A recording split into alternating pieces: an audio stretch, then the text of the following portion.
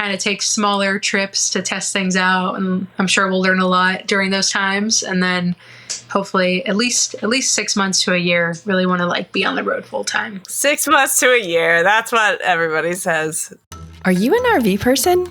Or are you just RV life curious, wondering how people live in a tiny space with their family 24/7? Either way, this is a podcast for you. My name is Kate White, and I travel full-time with my family and 2 kids and the dog in an RV. Every week, I sit down with a fellow RV woman to learn why she chose RV life and how she has changed on the road. Pull a chair up to the fire and let's chat.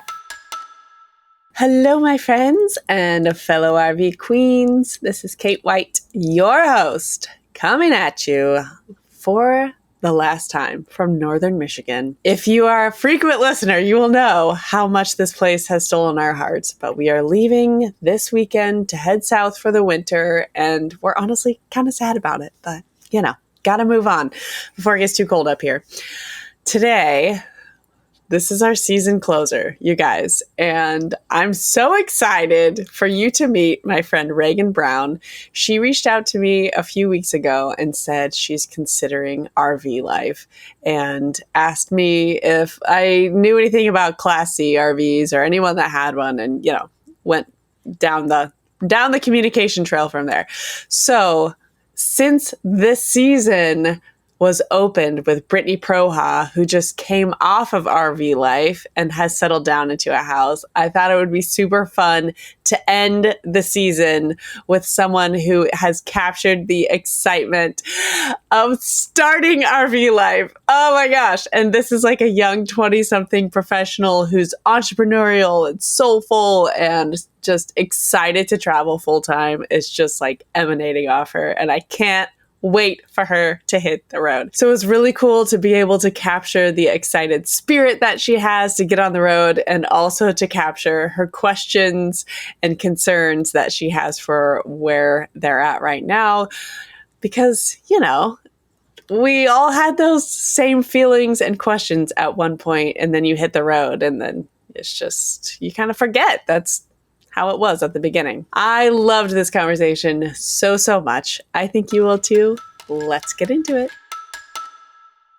Hello, Reagan, and welcome to the RV Queens podcast. How are you today? Hey, Kate, I'm doing good. Thanks for asking me. Thanks for having me on today. I'm excited. Oh, you're welcome. I'm super excited to talk with you. And for those listeners that haven't been tracking the full season of RV Queens, we started this season talking about with Brittany Proha, who is just now transitioning out of RV life after years and years living on the road. We're ending the season with you, Reagan, because you are about to start living the RV life.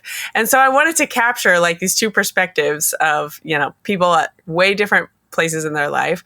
And I'm really interested in capturing just kind of like where you are right now. And then maybe we could do some follow-up interviews later, like once you're in the middle of it, but that's down the road. We met, it turns out it was almost a year ago now when we were still living in Omaha. You and I were both part of like the startup scene for like a startup week last year before we left town. And at the time you were, what was it? You were a college grad, like looking for you ended up getting a job in Omaha. So here's what I know about you. You're like a young professional. You're energetic. You're entrepreneurial. I mean, fill in the other shades of your life for us. Like what's going on in your life right now? Who are you? Yeah, definitely. Okay. So yeah, I guess this time last year, I had moved to Omaha in January of 2022, and I had actually worked remotely for a company out of the Twin Cities. I was like a project consultant, kind of going down the corporate path, which I knew I didn't really want to do. But after graduating during COVID, right when COVID started, I was very much like, I have to survive, have to get the job, and pay the bills and stuff like that. So I was still working remotely for a very large banking company in Des Moines.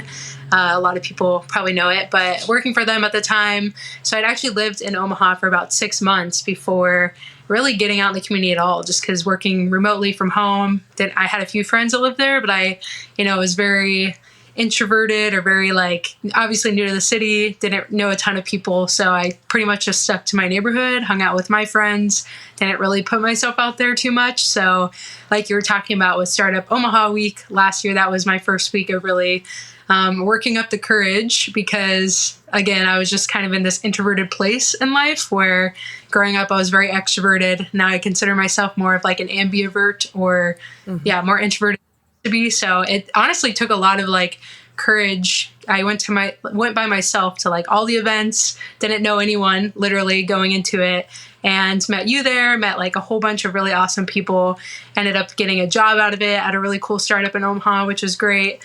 But really, through that experience, just really got into the Startup Omaha scene and loved it. It was a great time. Really learned a lot about entrepreneurship during my time up at UNI, paid a lot of money for it. And so when I moved back over the summer, I'm like, hey, a quote that I live by is, be who you needed when you were younger.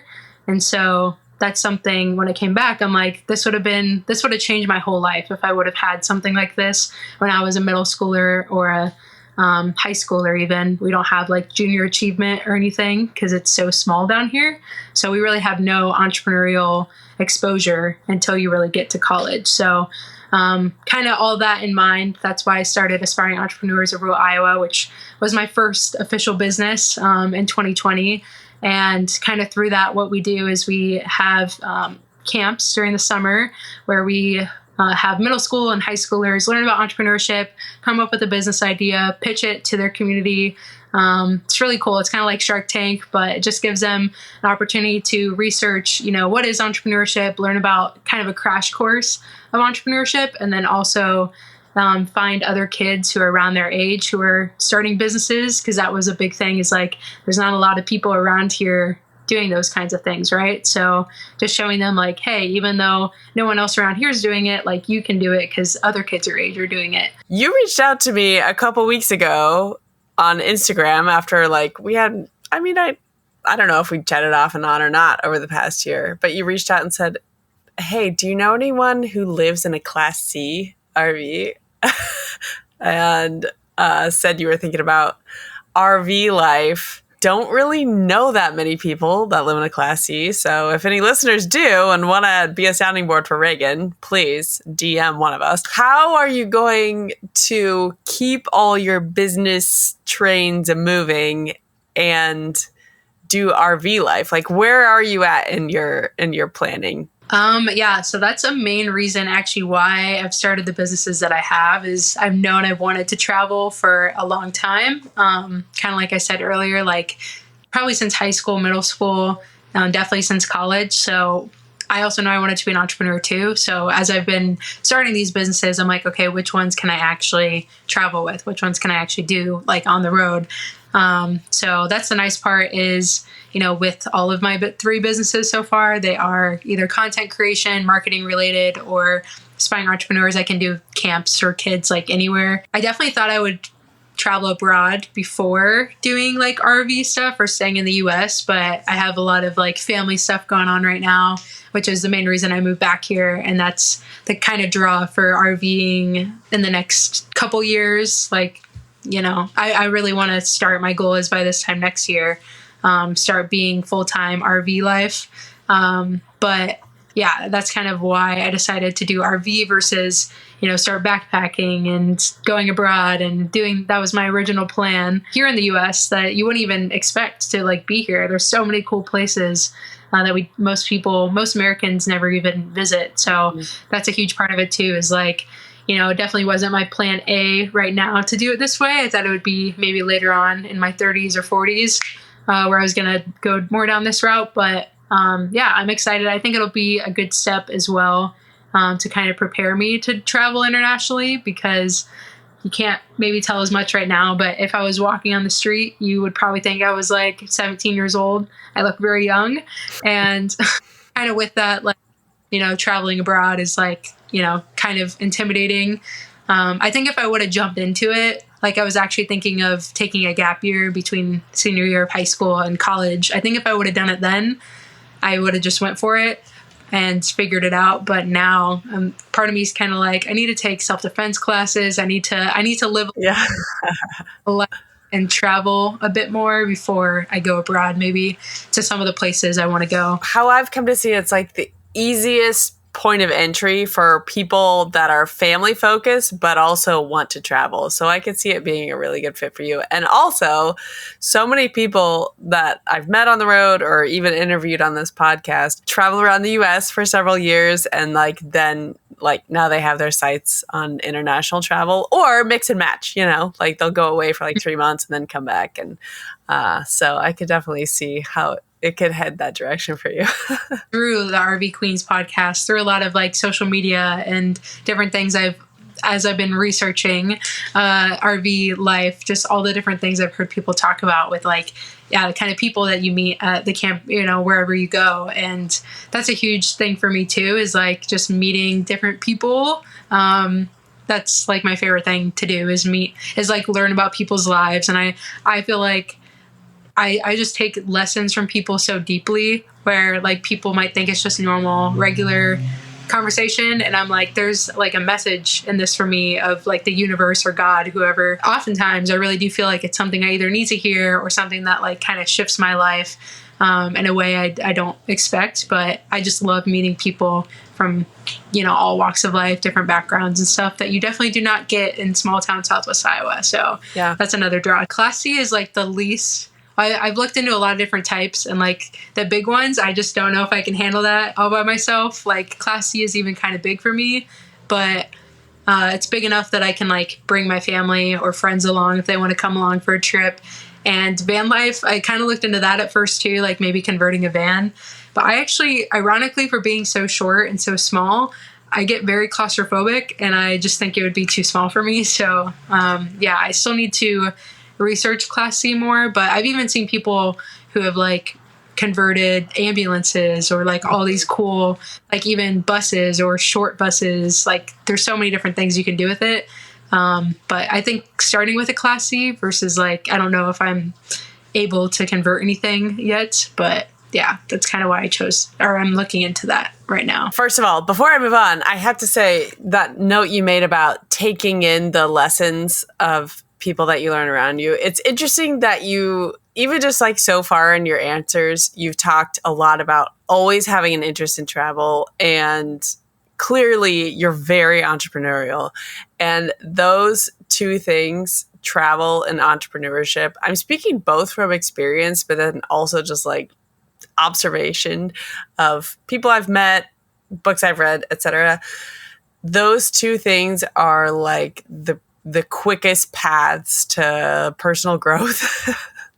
I don't know if it's like the stress involved or what, but it's like both with travel and entrepreneurship, like you just come face to face with who you are. Like there's no escaping this, like for example, like with running a business, any problem you have, like the buck stops. It's either your fault, but it's also your wins. Any problems you have, like you're solving this on your own. It's the same thing with travel, right? It's like, okay, I'm either going to stress out and freak out, or I'm going to like solve this problem and move on, So because of your experience with entrepreneurship and the mindset you have going into this, you're just going to rock it, travel life. It's so fun for me to be like an observer over here. I've never actually like officially went camping, and I've only stayed in an RV like one time in my whole life. So for you to be like, I think you're going to rock this, the travel thing, I am not so sure. I'm not so confident. So I appreciate you being confident about that, because I'm like, I've heard a lot of stories too on your podcast and a lot of like videos about all the things that go wrong with RV life and traveling. And those are the things I think that I'm most nervous about. Is I really am not like, I don't know how to fix things yet. And I've never been that person that I can just like go fix a car, or I can change a tire, but like if someone's willing to help me, I'd rather, let them help. So that's definitely something I'm kind of nervous about, is all of the stuff that comes along with it, and all those kinds of things. So that's one big thing I think that's made me like, I've held myself back, because I don't think I'm, the imposter syndrome of like, oh, I'm not I can't even, work on my own car, much less an RV. I don't know what I'm doing. But yeah, it's something I'm kind of nervous about. FYI, me or my husband, neither of us are handy or knew anything about cars or trucks. And I've met several other people that RV that were the same way. So I think you should definitely look into, and you're planning, like roadside assistance. It's everywhere. Like if you just search up like roadside assistance for RVers, I think ours is through, actually, I don't even know where maybe Progressive or something, because that's what our insurance is through. But there's lots of companies. And I would say like that will give your mind so much ease just to know, even if you do know how to change a tire, if you are alone on the side of a road with a flat tire in your RV, it's nice to have someone to call. There's like a learning hump of just all of the logistical, physical stuff that goes into living in an RV. And you've probably already thought about this, maybe you already have, but like renting a Class C, or if someone you know, like you could just borrow it for like a weekend, that might be a good idea. Like if you could find someone to just kind of like show you the ropes a little bit before you just dive in, that might be helpful. I heard that tip on the podcast, actually. I can't remember who it was, but like one of the guests on RV Queens talked about that. And I think somewhere before that too, but yeah, that's something I'm actually hoping to do for my 26th birthday this year, is hopefully we can rent one. And my birthday's like around Christmas, New Year's time, so I have that week off work anyway, so I'm like, that's a good chance to rent it for a week. I don't even know how to go about that though too, so that's why I'm like, there's just so much I don't know still. Do you mind if I ask if you have a significant other? I do, yeah. No, I don't mind. Yeah, we're like high school sweethearts, and he's excited about it. I think he's kind of nervous too, because he didn't have a dad growing up. So he's kind of like, oh, I don't know how to do anything like that either. So it's good to hear that your husband also didn't know that stuff. I think that'll help him feel a little bit better. He's excited. We're both like traveling people, very kind of, our friends joke that we're like kind of the hippies of our friend group, just because we're very like laid back and very like travel and stuff. So is he gonna work on the road too? Like, does he have a job that's he's gonna be able to do remote work and travel around? He actually is learning how to build websites right now. So that's the big thing, is we both want to be like content creators, and then also like, you know, build websites. He's gonna help me with Homegrown, is kind of the idea. But yeah, he's not really super, like his job right now he want to be able to do on the road. So Gotcha. That's kind of the goal. Learns those skills too, so he can do that. Perfect. I love it. Okay, so tell me, like, what are your current travel plans? Where's your mind at? We know you are looking for a Class C. As far as like trip planning and timeline, what are you thinking? So if everything goes according to plan, my goal, like I said, is like pretty much when school gets done in May, June, is when I'd like to kind of take our first maybe mini trip. From what I've heard, it's especially being like a first time, never doing it before, it's probably a good idea to do a shorter trip at first. So yeah, initially we're thinking of going west, but now I think we're thinking more of going east, just because we'll probably go more like west and south in the winter. So kind of our goal is to like throughout the summer, go to a few places, kind of come back whenever we need to. So maybe like a couple weeks, a month, whatever at a time. And then in the fall, really like take off for, I don't really know how long, kind of like you, like your story of like, you know, going for a little while, and then who knows when we're going to come back, or if we come back, at least settle down. Like we plan on keeping like this area our HQ for a while until things settle down. But yeah, that's kind of the plan right now, is to kind of take smaller trips to test things out, and I'm sure we'll learn a lot during those times. And then hopefully at least 6 months to a year, really want to like be on the road full time. 6 months to a year. That's what everybody says. I love spending time outside with my kids, especially when we're traveling in the RV. Recently, we had a blast trying out some of Elikai Outdoors' amazing outdoor games. Their games are inspired by nature and are incredibly durable, which means you can create lasting memories with your loved ones. And the best part? They're carrying cases. They're compact enough to take on the road with you. Be sure to check them out at elikai.com/RVqueens and use the code RVqueens10 to enjoy a discount of 10% off your order. It's crazy because like the more you're out there, like the more you discover, the more you realize there's more to discover. And that's awesome. Okay. So what are the remaining like questions in your head? Like is it just kind of like practical stuff at this point? Like, sounds like you need to figure out insurance. Sounds like staying in an RV, or are there kind of like bigger question marks in your head, or where are you at with that? Mainly logistics. Yeah, I don't even know how to go about, like, I've never taken out a car loan before. I've been driving the same car for like years, and that's something I'm kind of nervous about. I was looking down at my car. It's kind of a POS, but Yeah. it works. The last year or two is when I really was figuring out like, hey, this is for sure what I want to do. So while all my peers and my friends are like buying these really nice new cars, as much as I want to do that, because I don't like rolling around in my car, it's like, my goal isn't to impress people or even buying a house. Like, I live in an apartment, like, where most people my age are getting married, having kids, like getting a house. Yeah, that's not really my goal. So, the main thing is, figuring out how to even like buy an RV, which RV is good, even different brands. Like, I've kind of been looking into stuff like that as far as like which kind of RV brand is reliable versus ones that aren't as much. Insurance, like you said, is a big one. Overall, just kind of, I guess another one is self-defense, which I'm not as nervous about because my partner's going with me now. That wasn't always the plan, or what I mean? It's like at some points I didn't know if I was going to go by myself or what was going to happen with that.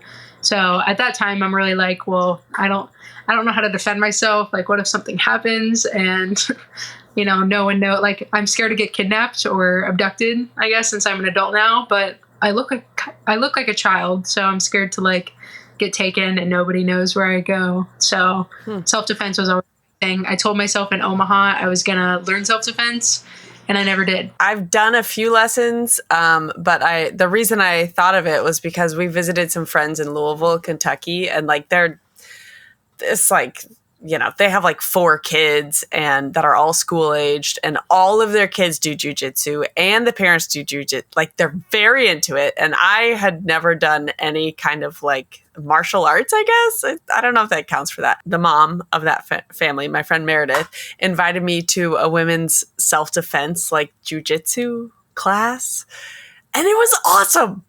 I only did one. I'm sure there's like a series I could sign up for if we would stop for a while and somewhere. But it's like, even just after 1 hour of it, I felt so empowered, just having in mind, if XYZ happens, here's the ways that I can like get out of it. So I don't know if you have that anywhere, within half an hour of you, but that could be cool to look up. I've taken a few women's self-defense classes through the years. It's been like a while now that I've done it, but yeah, I do remember them being like super empowering, and just like, my goal is to be able to kick a grown man's ass if I need to. Yeah. Like, I just want to be able to, run away if I need to, but if things are going down, I want to be able to like get, live and survive and get out of that. So, and my partner, he's really into like MMA fighting. So he really is like into sports, but he's also into like skateboarding and MMA and like chess. Like, he has just very random hobbies, anime, like very random hobbies compared to most guys. But he like tries to pretend fight me all the time.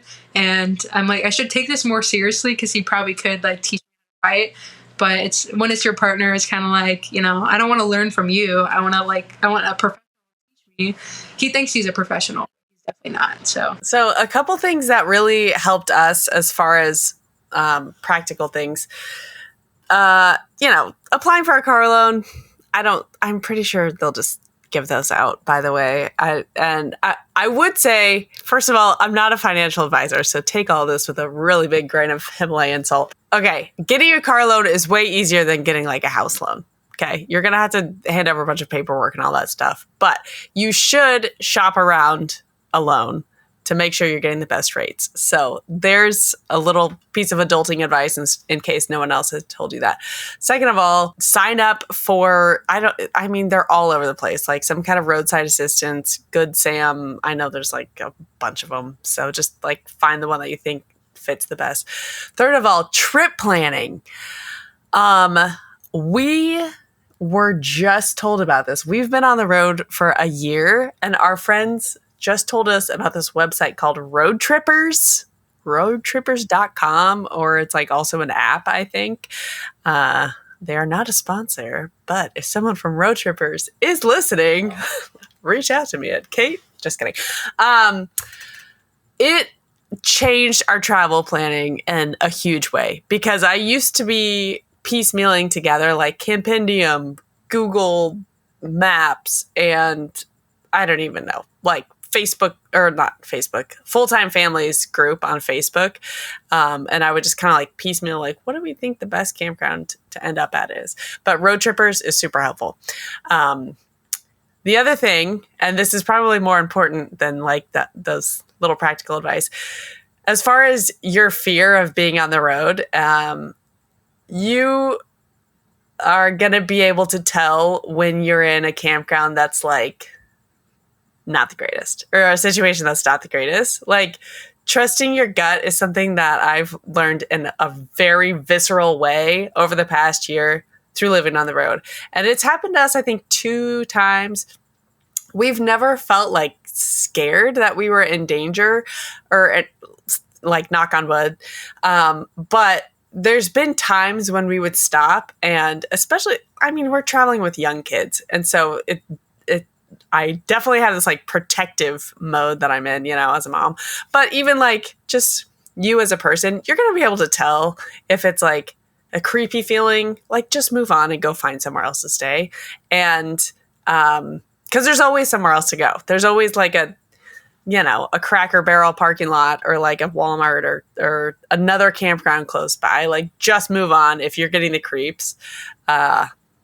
Just get out of there. Just throwing that out there. Don't be too scared about like traveling and safety, because we've had 98% positive experiences so far. Even kind of going off that, I know your survey that you sent me was like, had a whole bunch of different ideas. I don't know what you're planning to do with RV Queens, or where you're trying to bring that, but it'd be cool even like, if you do create a community, like everyone kind of collaborating on something like RV Queens branded, of like almost a checklist or a starter guide of like how to start doing RV life. Because that's the biggest thing.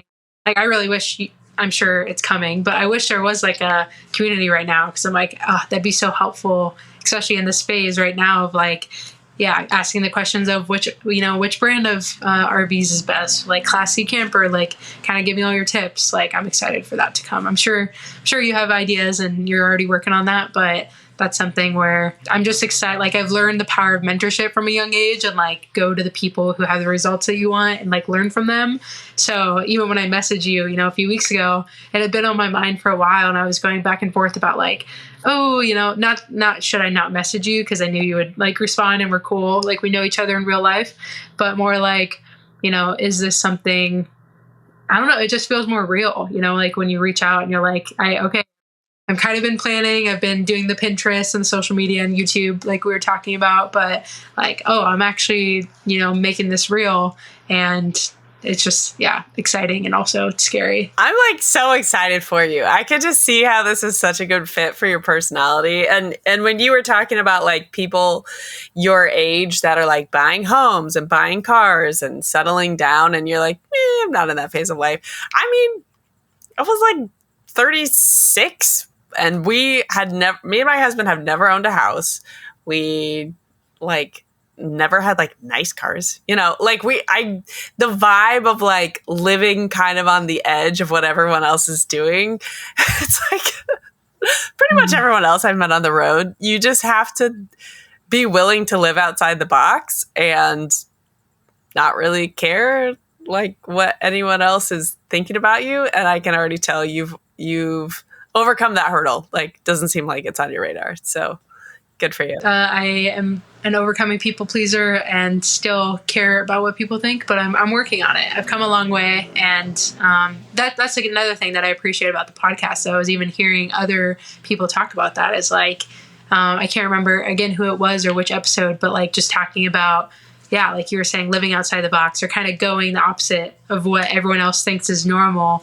And like hearing that episode just made me feel, and I've heard other stuff like that. That's what my social media feed is curated, is like people talking about being different. But like for me, I've always kind of felt that way. And I've felt like I've really had to try hard to like be normal and fit in, especially in high school or like, college. The people pleasing in me was like, oh, just, be normal, be cool, whatever. Again, I feel like I'm going to find when I am traveling and like connect with those people who are like old souls and just like have a lot of life experience that you don't get just like, living a normal life. So I love it so much. Oh, this is making me so happy. Something else while I'm like thinking of practical tips for you is it is helpful to join online communities, like you said. For example, like we joined Full-Time Families, which is, I'm sure you could join it as a individual person or as a couple or whatever. I don't know if you would want to go to their events because they're very like kiddish, but there's also escapers and escapees. And there's like whatever brand of RV you buy, like there's different rallies and meetups and stuff like that. I would totally recommend at least put one in your like on your calendar, even if it's not within the first month or so of travel, because it's really nice to just have an easy thing to show up to. You're like, I paid $100 or whatever to be here. And then it's easy to meet people and like everyone's doing the same thing. Everyone's kind of like living this out of the box life, and it makes it really nice to have kind of like an instant community. That's how we felt. We've been to a few like Full-Time Families events, and it's always just like, our people, like we don't feel like weirdos. So that's something to like put on your radar. Some people will do like, they'll just like hop into all those meetups and rallies. We've been to like a couple, and I like to like do some and then like take a break and be by ourselves. So you can mix and match however you want, but it's those really are worth it. Even if you're like a little bit introverted, it's good for the soul to like be around like-minded community, like in person like that. I feel like I've heard of the escapers. Is that what you said? I think I've heard of them before, but I hadn't heard of the family one. Or what was the last one you said? Escapees is Escape. I think that was like the original group, and it's like was like mostly retired people age, and then Escapees made kind of like a sub brand called Escapers, and they call it like for working age RVers basically. So some people have families. I think other people, they're just like, young professionals and whatever, still working from the road. There's also like there's an RV entrepreneur conference, I think. No way. I'm not sure on the dates, but I know several people that are like involved with that conference. I don't know if it's necessarily an online community, but I'm sure there's like a Facebook group or something. And then, cool. The Full-Time Families group too. So those are the ones that are on my radar. But okay, so the slogan for this podcast is a podcast about unexpected riches. And I usually ask the guest at the end of every episode, I say, what is the richness that you found from RV life? But I'm curious to ask you, what is the richness that you're looking for from RV life? For me, travel is like being free in a way, because again, just like, especially now being back home, wasn't my plan at 25 to come back. Like, I'm grateful that it worked out and I'm able to do that. But just the idea of experiencing, so many new things, seeing so many new things that I've read about or seen or heard other people talk about, seen on social media, like actually be able to experience that myself.